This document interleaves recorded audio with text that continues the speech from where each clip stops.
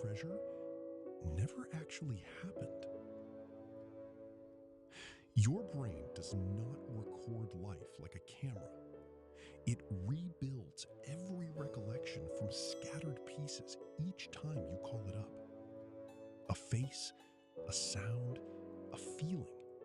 Those fragments get stitched together on the fly, and the stitching is never perfect.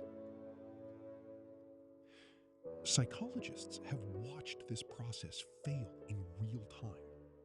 In controlled experiments, people confidently remember words that were never spoken, simply because those words fit a familiar pattern.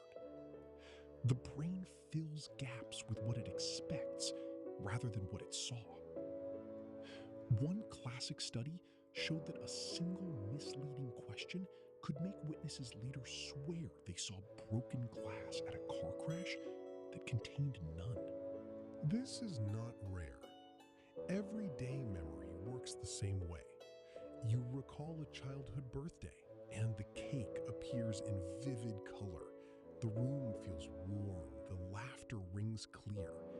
Yet, years later, those details may have drifted, borrowed from photographs, stories told by relatives, or pure imagination.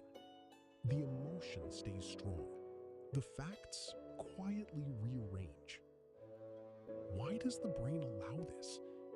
Accuracy is expensive. Storing every moment in perfect detail would demand enormous energy and space. Instead, the mind compresses experience into useful patterns, schemas that help you predict the world and move through it faster. When a gap appears, the brain invents a plausible bridge rather than leave the story unfinished. That bridge feels real because the same neural systems that create imagination also reconstruct memory. Even highly emotional events are not immune. Trauma can intensify the sense of certainty while still leaving room for distortion.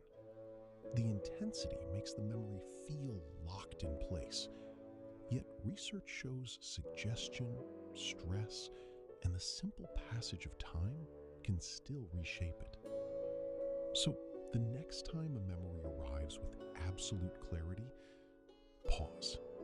That vivid scene may be partly true, partly reconstructed, and partly invented. Your past is not a fixed record. It is a living story your brain keeps rewriting, sometimes to protect you, sometimes simply because it cannot help itself. And the most unsettling question remains: how much of the life you remember is actually yours?